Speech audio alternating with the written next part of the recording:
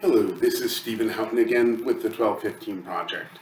And so I'm going to be turning again to a sort of topical subject. It's actually something I've been thinking about for a very long time, which is the reform of corporate governance. But it has come to a point with the coronavirus where I think actually there's a special um, urgency because the coronavirus is going to cause some serious financial trouble in our country.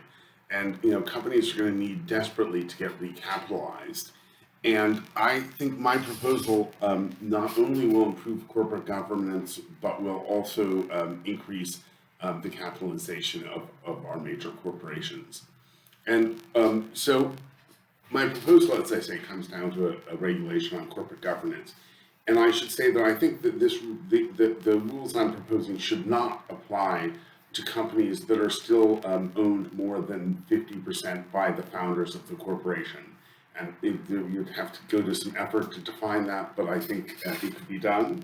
And because when the company is mostly owned by the founders, then the majority of their wealth is tied up in the corporation. They have, you know, there's no, this proposal is a proposal about an agency problem.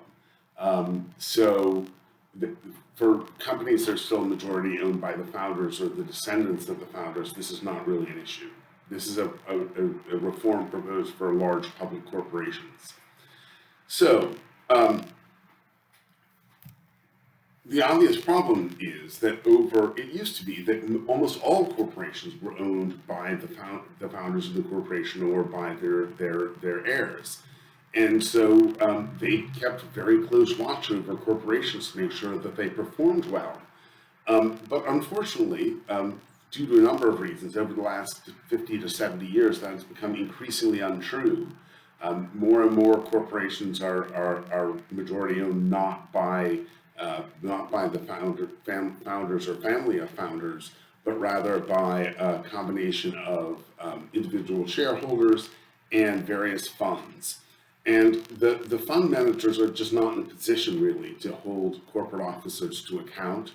And they generally don't hold the stock very long, so they don't really have, they're really in a casino sort of situation.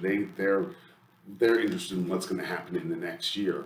And the rest of us don't care about that. We want our companies to perform well in the long term, whether we're shareholders or we're employees. We don't want our company that we work for to go out of business, and if we're shareholders, we certainly don't want it to go bust.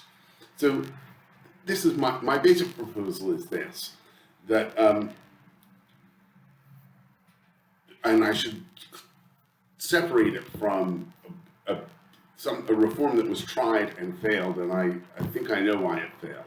In fact, I'm sure I know. And that was the whole stock options thing that, people thought, oh, that'll be great. That will align the interests of management and shareholders. No, it didn't, because the officers were allowed to sell their options. And furthermore, they often got their options repriced when they underperformed and the stock price went down. The board just repriced their options. So this is clearly not a successful idea. But what could be successful is something else, and that's mandated stock ownership by corporate officers, and perhaps even more importantly by the directors of the corporation's board.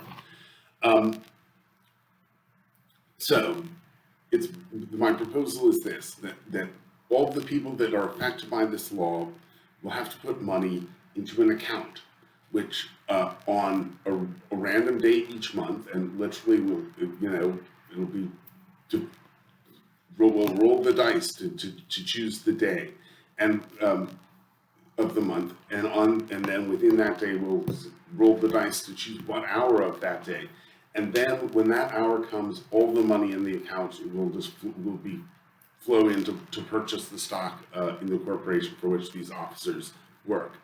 So in the case of directors, I'm proposing that 90% of their earnings altogether as directors of the corporation, whatever amount they're being paid, that 90% of it be required to be put into an account like this that is going to randomly buy stock in the corporation, and that then they're going to have to hold that stock for 20 years so that all directors have one real goal, and that's the long-term well-being of the corporation. And the same thing for the CEO of the corporation. He should be required, in fact, a little less strictly, because the directors obviously are people who have other jobs anyway. So you can just say 90% of the money that they get paid by the corporation.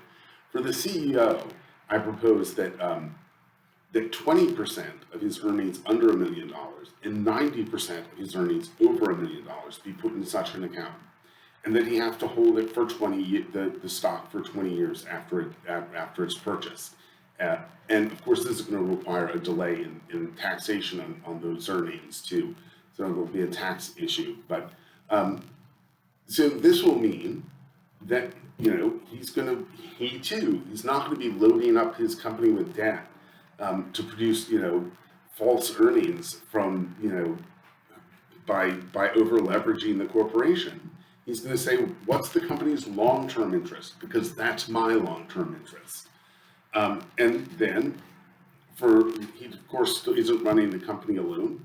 The top earners and senior officers, the 5 top earners in the corporation, the 5 officers with the highest salaries, plus, if that doesn't include them, the president of the corporation, the chairman of the board of directors, well, not the chairman, because that wouldn't, but the president of the corporation, the executive vice president, the CFO, the COO, and the secretary and treasurer of the corporation should all be required to follow a 15-80-15 rule. They should be required to put 15% of their earnings under $1 million and 80% of their earnings over $1 million into this account. And they should have to hold the stock for 15 years. And then, again, there will have to be delayed taxes on that. But then after the 15 years are up, they can sell it. They'll pay their taxes then, and they'll have their money.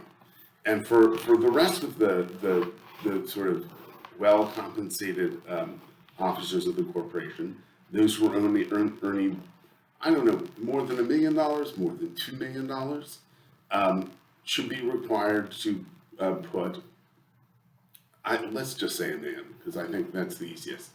Put 10% of their earnings under $1 million and 50% of their earnings over $1 million into the account and hold it for 10 years before they can sell it.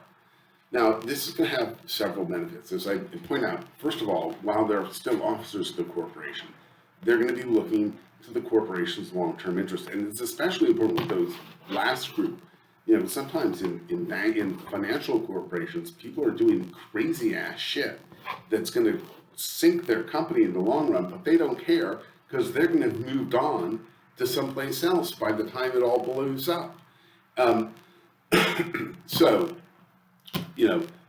to spread the risk out and make sure that all of the officers who are really making money in the corporation, serious money, have the company's long-term interests at heart is vital.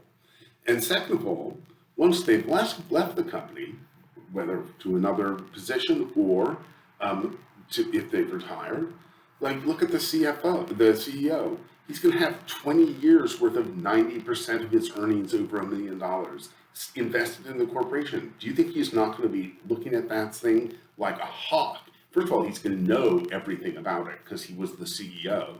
And second of all, and he probably had something to do with choosing his successor. So he's going to be laser focused on that company and making sure that nothing goes wrong because he's going to have a lot of money tied up in it. And the same will be true with all of the senior officers who have retired. They'll have 15 years worth of earnings. So you'll have a huge group of highly knowledgeable people who are invested in the corporation's performance. And that can do nothing but good for our company and country.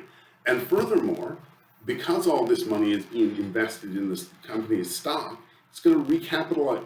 I should mention, my proposal is that on the selected date, half of the money that they have has in their account that's being invested that day will be used to buy stock in the market, and that will price it, and the other half will be will result in the issuance of new shares by the corporation and the money going to the corporation. So that will help keep the companies well financed, which, as I say, after this disaster with the coronavirus, we're going to need some serious refinancing of our corporations.